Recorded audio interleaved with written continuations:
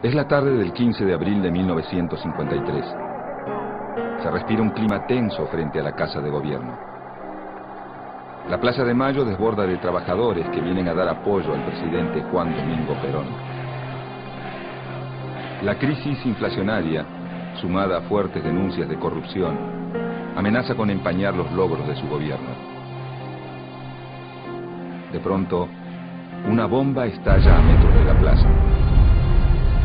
El presidente, desde el balcón, intenta mantener la calma. Minutos después, una segunda bomba explota en la entrada de un subterráneo. En la plaza, los manifestantes exigen una represalia para los autores de las bombas. Ante el clamor de la muchedumbre, Perón pide dar leña a los opositores. ¡Persuadiendo y tiró a palo!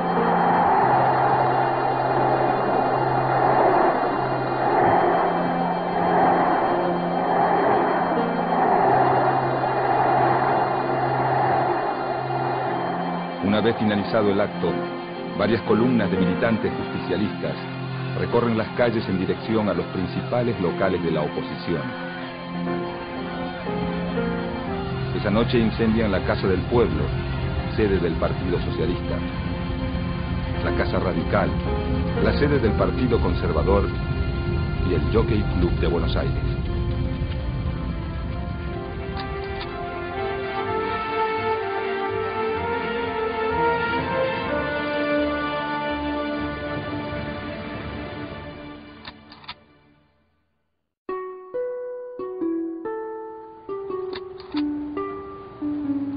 Para principios de 1946, la República Argentina se encuentra en pleno clima de elecciones presidenciales.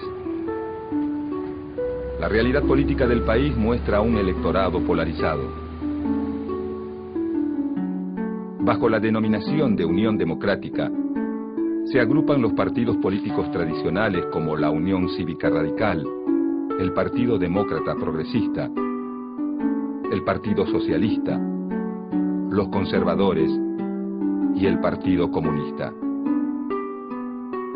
Los candidatos de la Unión Democrática, representados por la fórmula presidencial Tamborini y Mosca, buscan alinearse con las potencias vencedoras en la Segunda Guerra Mundial, presentándose ante la sociedad como los representantes de la democracia y el sistema liberal. La Unión Democrática trata de mostrar al gobierno militar de Edelmiro Julián Farrell y a la política de su candidato oficial, Juan Domingo Perón, como una versión local del fascismo europeo. Por el otro lado, el Frente Electoral del Coronel Perón está representado por un partido integrado por dirigentes de los principales sindicatos, que busca representar políticamente al sector obrero industrial, el Partido Laborista, y también por un desprendimiento del radicalismo, en desacuerdo con la política de la Unión Democrática, la UCR Junta Renovadora, y algunas fracciones de otros partidos que se suman en varias provincias. Este frente electoral persigue una política que promueva el desarrollo industrial y la instauración de un estado de bienestar, continuando la línea política nacionalista impulsada por el coronel Perón en sus épocas de secretario de Trabajo y Previsión del gobierno militar. Fuera del sistema de partidos, la candidatura de Juan Domingo Perón recibe la adhesión de dos sectores muy fuertes en la política de esos años. Por un lado, las Fuerzas Armadas y en especial el Ejército, cuya fracción nacionalista decide apoyar desde un principio la política social del candidato de gobierno. Y por otro lado, la Iglesia Católica, cuya relación con Perón comienza con la Revolución del año 43, cuando el gobierno militar de ese entonces, del que Perón forma parte, implanta la educación religiosa obligatoria en las escuelas. Además, la adopción por parte de Perón de varios postulados de la doctrina social de la Iglesia hace que su relación con sectores del clero sea desde un principio bastante fluida. En las elecciones presidenciales del 24 de febrero de 1946, la fórmula presidencial Juan Domingo Perón Hortensio Quijano, con un 52% de los votos, derrota a la de la Unión Democrática. De esta manera, la coalición política del coronel Perón obtiene una amplia mayoría en el Senado y el 70% de las bancas en la Cámara de Diputados, dejando muy poco espacio para la oposición. A partir de este momento, comienza en Argentina una fuerte etapa de confrontaciones y antinomias, que dividen políticamente al país en dos grupos, a primera vista irreconciliables. Una vez instalado en la presidencia, Juan Domingo Perón comienza a dar forma a su programa de gobierno, basado en la idea de construir una alianza de clases, es decir, un acuerdo entre el capital y el trabajo, garantizado por el poder del Estado. Para llevar a cabo este programa, Perón busca el apoyo de los sectores más afines a él. El sector obrero industrial, organizado políticamente mediante los sindicatos, y el sector empresario vinculado a la industria liviana, que basa su desarrollo en el mercado interno. La floreciente situación económica de la que goza el país en 1946 hace que el plan de Perón empiece a dar frutos rápidamente. En poco tiempo, la participación del salario de los trabajadores en el ingreso nacional pasa del 44% que tenía en 1943 a más del 53% llegado 1948. Para 1949, el salario real crece en un 62% con respecto a las cifras de 1945, permitiendo que los sectores de menores recursos aumenten el consumo de bienes y servicios relacionados con el bienestar. Los sindicatos, que para ese momento ya habían quintuplicado sus índices de afiliación, comienzan a expandir los servicios a sus asociados, construyendo sus propios policlínicos, hoteles y colonias de vacaciones, mientras que el Estado garantiza el acceso a la salud, la vivienda y el sistema previsional de los sectores más carenciados.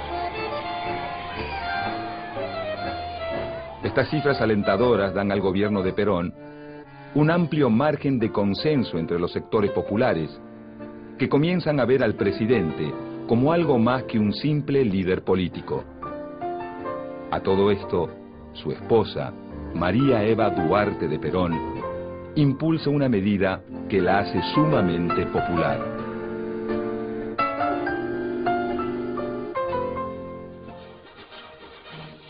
El 9 de septiembre de 1947, el Congreso Nacional aprueba el proyecto de ley otorgando los derechos cívicos a la mujer.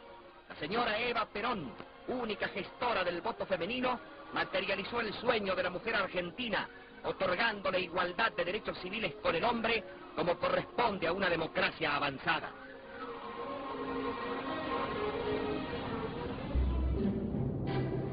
Paralelamente a su labor de gobierno, Perón va construyendo un conjunto de principios políticos y doctrinarios tendientes a fortalecer su figura y a prolongar la permanencia de su partido en el gobierno. Una síntesis de estos principios doctrinarios son las llamadas tres banderas del peronismo: soberanía política, independencia económica y justicia social. Enarbolando estas tres banderas, en 1949, el gobierno de Juan Domingo Perón se lanza a una audaz maniobra política.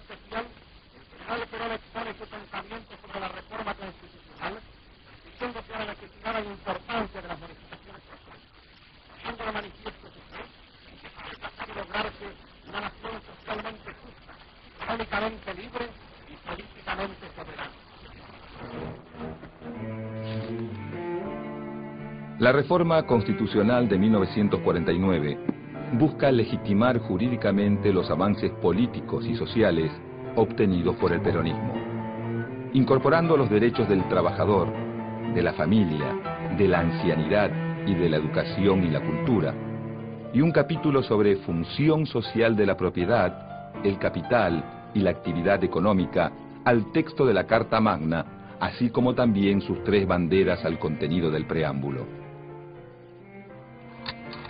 Además de sus propósitos jurídicos, la reforma constitucional también tiene una clara finalidad política: crear una cláusula que permita la reelección del presidente. El evidente afán reeleccionista, sumado al importante papel que asigna la nueva Constitución Nacional al Estado en la economía y la política social, provoca un enérgico rechazo en los sectores opositores, que ven esta reforma como un avance de la incipiente doctrina peronista sobre las tradiciones institucionales. A pesar de todo, la nueva Constitución es aprobada y Perón se lanza inmediatamente a una nueva campaña electoral. Ese mismo año, se revierten las condiciones económicas favorables que acompañaron los primeros años del gobierno peronista. Si en 1946 Perón logra ganar las elecciones con las principales radios y diarios en su contra, está claro que para 1951 esto no va a volver a suceder. En consecuencia, Perón redobla los esfuerzos de campaña, asignando una vital importancia a la Subsecretaría de Informaciones de la Presidencia. Este organismo, a cargo de Raúl Alejandro Apold, controla la radio, la prensa escrita y el cine. Produce sus propias campañas gráficas y radiales y auspicia la producción de noticieros favorables al gobierno. Paralelamente, la Subsecretaría de Apold busca recortar los medios de propaganda con los que cuenta la oposición, llegando a expropiar el diario La Prensa, un fuerte órgano opositor.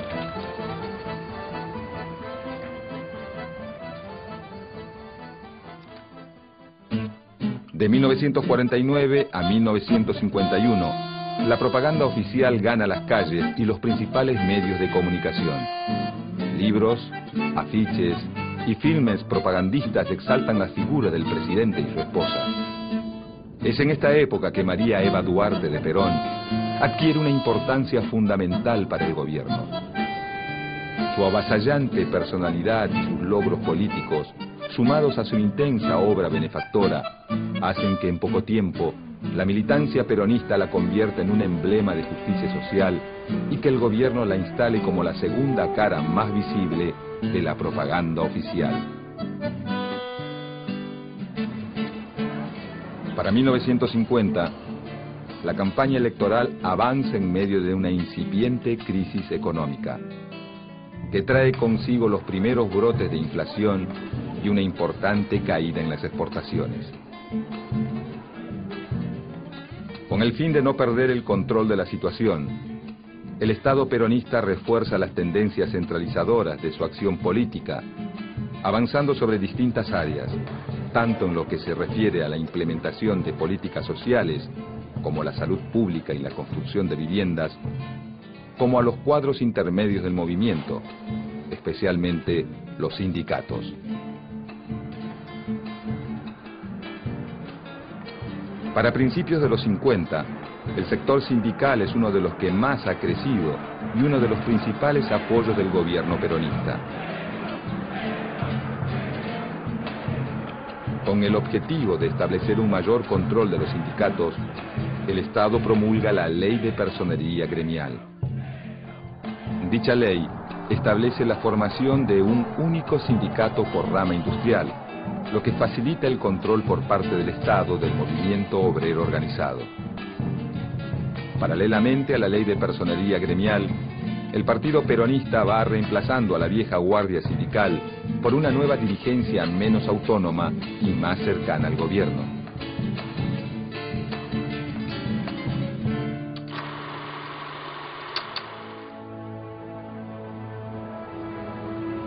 Con la llegada de las elecciones de 1951, los partidos de la oposición vuelven a reagruparse como en los tiempos de la Unión Democrática. Entretanto, una figura surgida de las mismas filas del gobierno comienza a ganar cada vez más peso político.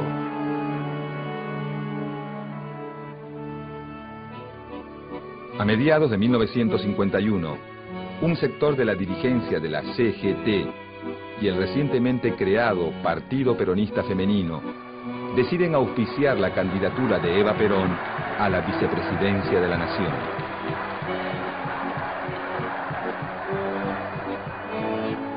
Esta noticia no hace más que avivar los ánimos de la oposición, principalmente entre los oficiales del ejército, que ven en Eva a una figura política mucho más intransigente que el mismo Perón.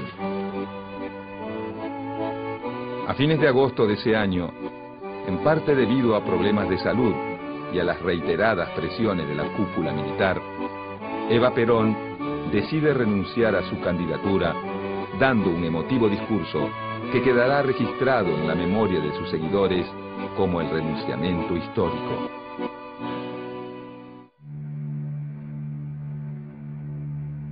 La renuncia de Eva Perón no logra calmar del todo el malestar del ejército, y un mes más tarde, un levantamiento militar liderado por el general Benjamín Menéndez intenta dar un golpe de Estado.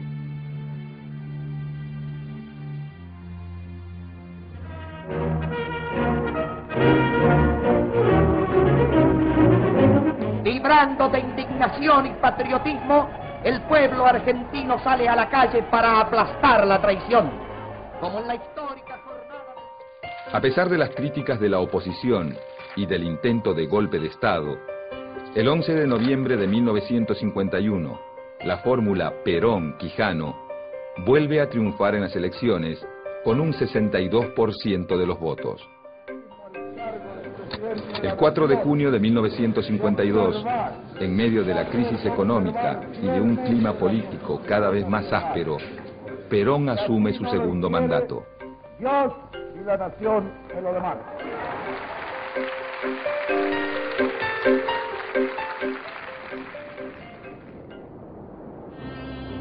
Un mes y medio más tarde, el 26 de julio, Eva Perón muere víctima de un cáncer. Por unos pocos meses, la tormenta política es eclipsada por enormes manifestaciones de dolor popular.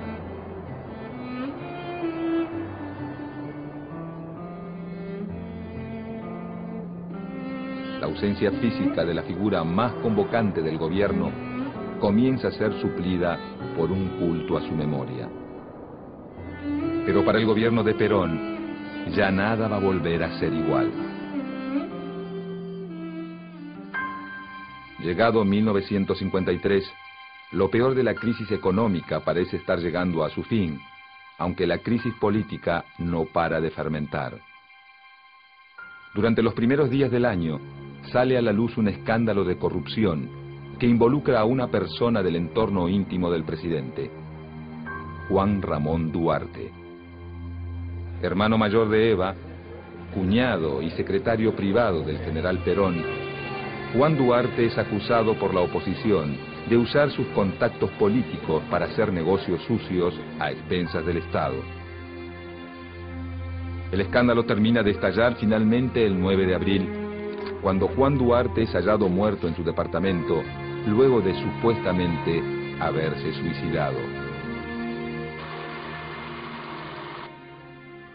El 15 de abril de 1953, apenas 6 días después del suicidio de Juan Duarte, la CGT organiza una manifestación en Plaza de Mayo en apoyo a un Perón cada vez más asediado por las denuncias de corrupción formuladas contra miembros de su gobierno. En el transcurso del acto, 2 bombas estallan en medio de la manifestación, causando muertos y varios heridos entre la multitud. Esa misma noche, grupos de militantes peronistas actúan en represalia a las bombas, incendiando los principales locales de la oposición, como la Casa Radical, la Casa del Pueblo, la sede del Partido Conservador y el edificio del Jockey Club. En los días posteriores a la quema del Jockey Club, el conflicto entre Perón y la oposición se agudiza. El gobierno endurece su política de persecución y censura, y varios líderes opositores son encarcelados. Dentro y fuera de los calabozos comienzan a correr rumores de apremios ilegales y torturas que desprestigian aún más la imagen del régimen.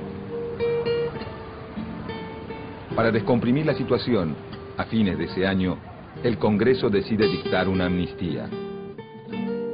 Cerca de 4.000 presos políticos son liberados. Pero lejos de lograr una conciliación, los adversarios de Perón se aprestan a presentar batalla. Para 1954, la exaltación de la doctrina justicialista adquiere ribetes exacerbados. El culto a la figura de Evita y la progresiva peronización de los contenidos escolares comienzan a irritar a amplios sectores de la sociedad y se abre un nuevo frente de conflicto para el gobierno de Perón. Durante los años de su segundo mandato, la relación de Perón con la Iglesia ya no es tan cordial como en el primer gobierno. La exaltación casi religiosa de la figura de Eva Perón y su proclamación pública como jefa espiritual de la nación comienzan a generar inquietud entre los sectores más conservadores del episcopado, quienes rápidamente se suman a los reclamos de la oposición. La respuesta de Perón es intensificar la crisis. En pocos meses el gobierno suprime la enseñanza religiosa obligatoria, promulga la ley de divorcio vincular y propone una reforma de la Constitución para separar a la Iglesia del Estado. El conflicto con la Iglesia no tarda en estallar.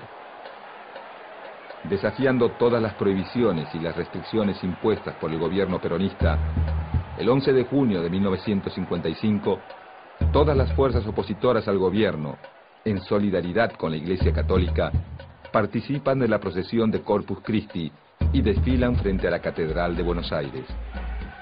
Esta procesión constituye la manifestación masiva más grande en contra de Perón hasta el momento. Incluso militantes socialistas y comunistas, de conocida postura anticlerical, marchan junto a miembros de la Acción Católica en repudio al gobierno. El episodio termina con un confuso incidente que incluye la quema de una bandera argentina.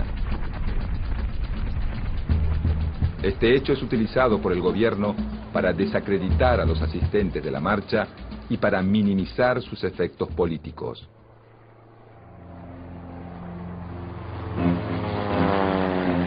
El 16 de junio de 1955, a las 12:40 del mediodía, una escuadra de 30 aviones de la Marina de Guerra y la Aeronáutica bombardea la Casa Rosada y la residencia presidencial de Recoleta, con un único objetivo: matar al presidente. Durante 5 horas, más de 15 toneladas de explosivos son arrojados sobre cientos de civiles indefensos, convirtiendo a la Plaza de Mayo en una versión porteña del apocalipsis. Perón, advertido de la maniobra, logra ponerse a salvo y sofocar la rebelión con el apoyo de los oficiales del ejército leales al gobierno.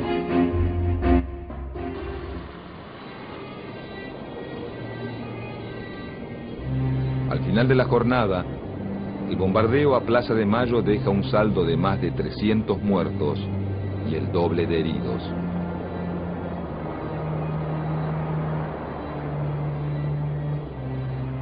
Esa misma noche, grupos armados de militantes peronistas incendian varios templos de Buenos Aires y la sede de la curia arzobispal. Para ese momento, la relación de Perón con sus opositores ya no tiene vuelta atrás. Pocos días después del bombardeo de Plaza de Mayo, el presidente anuncia el final de la revolución peronista y propone a sus opositores la pacificación. Pero estos, lejos de acceder a una tregua, deciden aumentar la presión. El 31 de agosto, Perón pone su renuncia a disposición de la CGT y sus organismos partidarios, lo que genera una masiva reacción de sus seguidores que inmediatamente se concentran en Plaza de Mayo. Frente a la multitud, Perón retira su renuncia y decide poner fin a la tregua, pronunciando un provocativo discurso donde proclama: Y cuando uno de los nuestros caiga, caerán 5 de los ellos. Esta renovada actitud de beligerancia de Perón termina por aunar la opinión de las Fuerzas Armadas. El 16 de septiembre, desde la Escuela de Artillería de Córdoba, el general Eduardo Lonardi inicia un alzamiento militar a gran escala que incluye la ocupación militar de los principales centros urbanos y el despliegue de la Marina de Guerra en las costas del Río de la Plata. Luego de 4 días lluviosos de bombardeos, tiros y resistencia, el 20 de septiembre de 1955, a las 2 de la madrugada, el presidente Juan Domingo Perón decide abandonar el gobierno y refugiarse en una cañonera paraguaya. De esta manera, se impone un nuevo gobierno militar en Argentina, poniendo fin a 9 años de gobierno peronista.